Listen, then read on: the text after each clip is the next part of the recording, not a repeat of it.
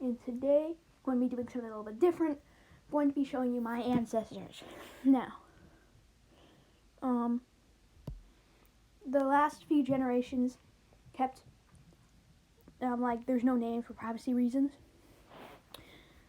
This is what a basic family tree looks like. This is the key for all the colors. There are a lot of colors.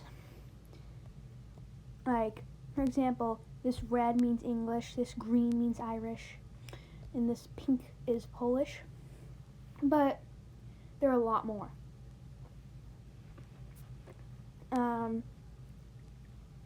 There's not much to say about this, so let's go into the next slide. Now, if you notice, there are two lines.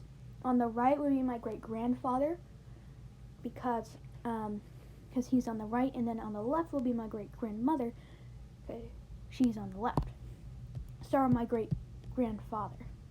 His parents were Lyle Stanley Down the first and Clara Eva Sear.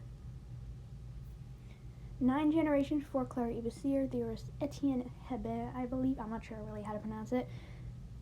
He was an immigrant from France. And 1 generation is like father to son. Then 4 generations before Lyle was William Downing, who was an immigrant from Northern Ireland. Fun fact, I found the name Downing like 700 years ago. Like the 1300s. That's how far back it goes. And then on my great-grandmother's side, we have Belle Hattie Acorn, or Acorn. Her ancestors were immigrants from Guernsey, which is an island in the English Channel, in between England and France. Historically, it's been more English, which is why it's in the red. And then Dudley Franklin Bean, 9 generations before him, was an immigrant from Scotland, John Bean / Macbean. He was actually an indentured servant to a man named Nicholas Lisson. He ended up marrying Nicholas's daughter, Margaret.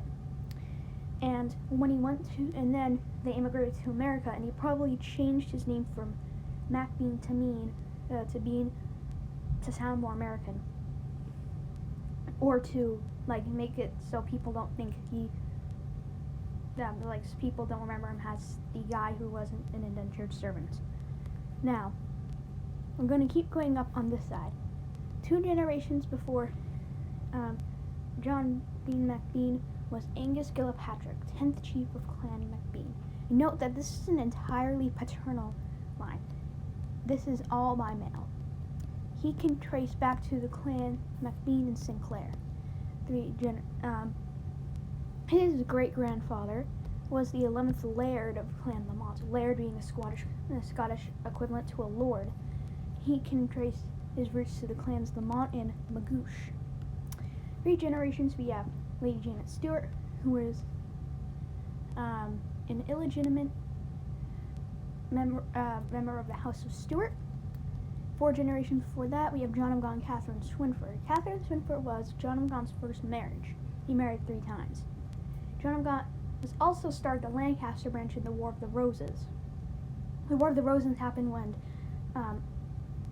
after King Edward III's most senior male heir died without any sons or daughters to take the throne. There's the York branch and the Lancaster branch.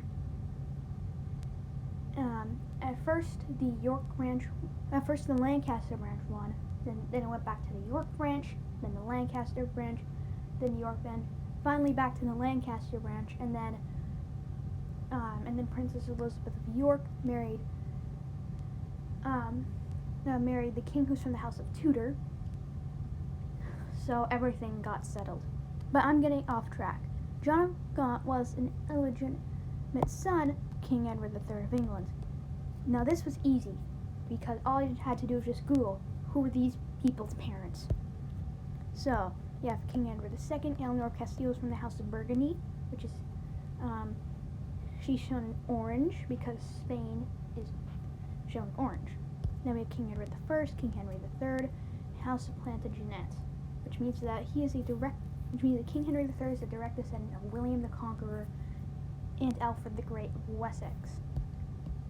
Over here, we have Isabella of France, Joan I of Navarre, King Philip IV, Queen Isabel of Aragon, who's from the House of Barcelona, also in Spain, known as Barcelona being a Spanish city. Philip III, King Louis IX, King Louis the Lion, and we have Queen Consort Regent Blanche of Castile. Now, Queen Consort and Queen Regent are two different things. Queen Consort is basically like your idea of a queen.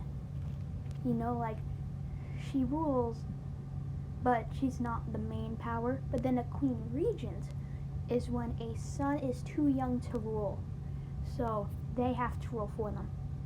She was both of them. She's from the House of Burgundy, Spain. Then we keep going up.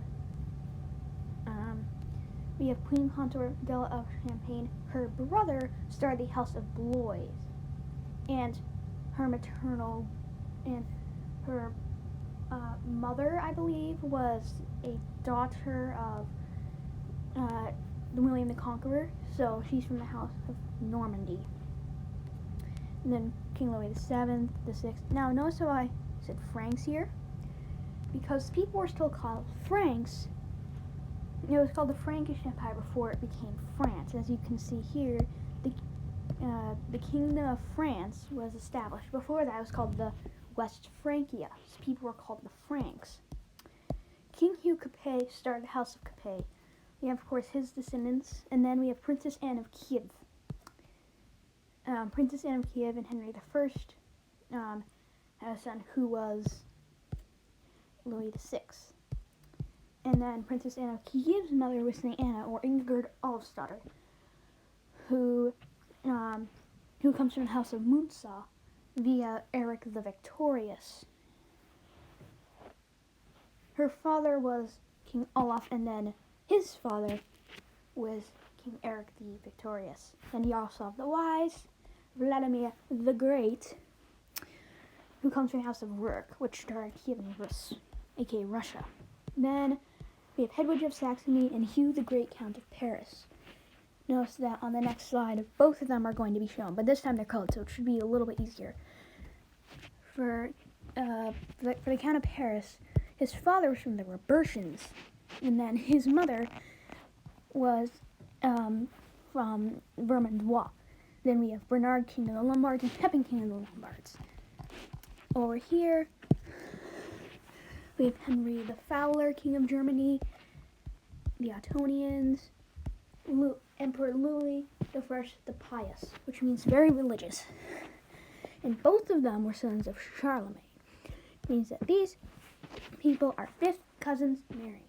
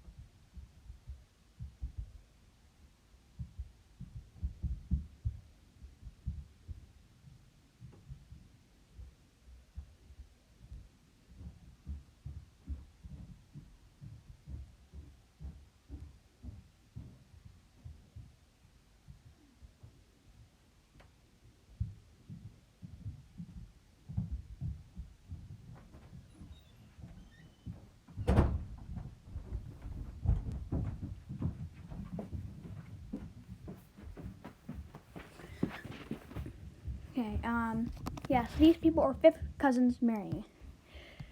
Before Charlemagne, we have his father Pepin the Short, and then Charles Martel, who started the Carolingian dynasty.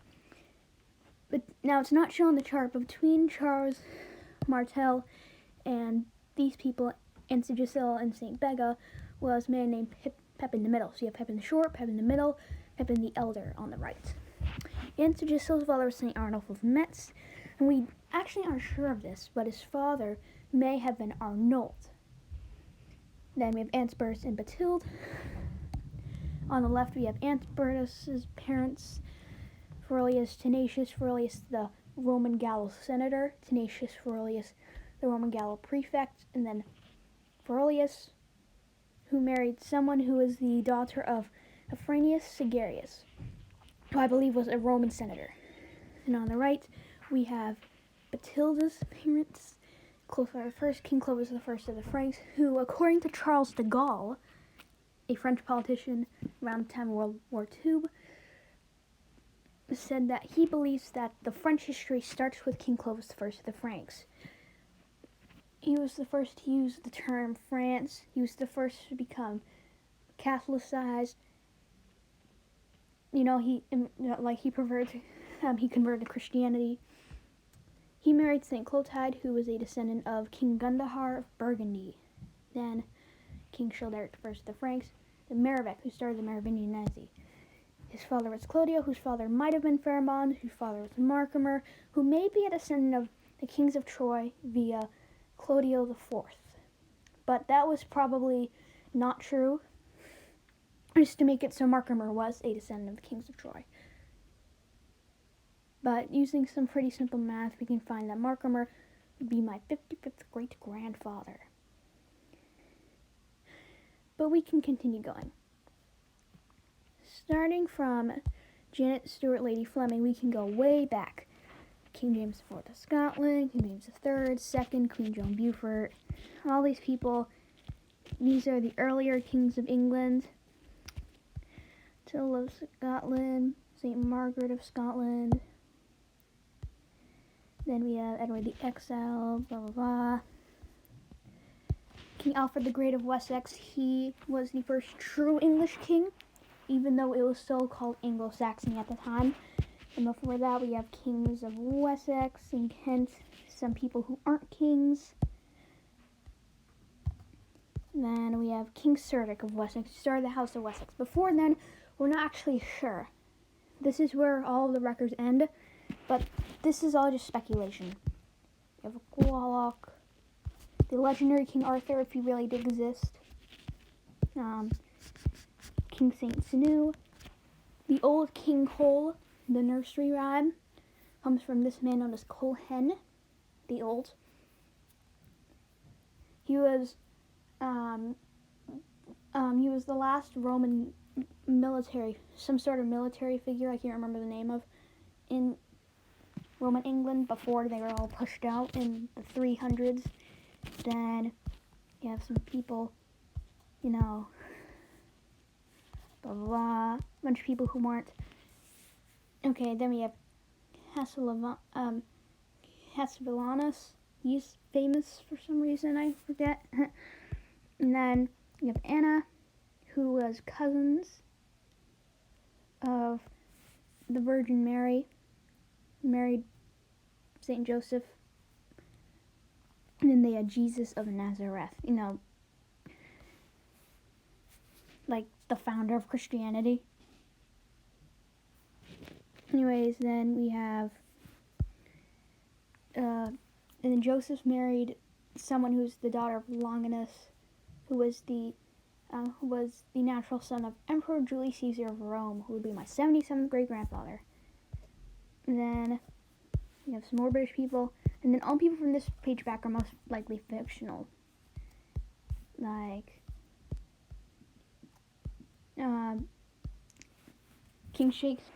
Shakespeare's King Lear, most likely did not exist. Neither did Blotto, the founder of the city of Bath.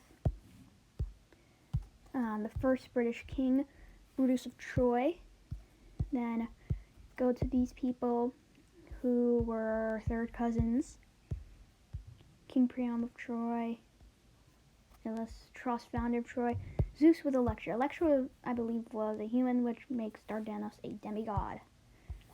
So then we have blah, Kronos, Uranus, Gaia, and Kratos. Then these are the early humans.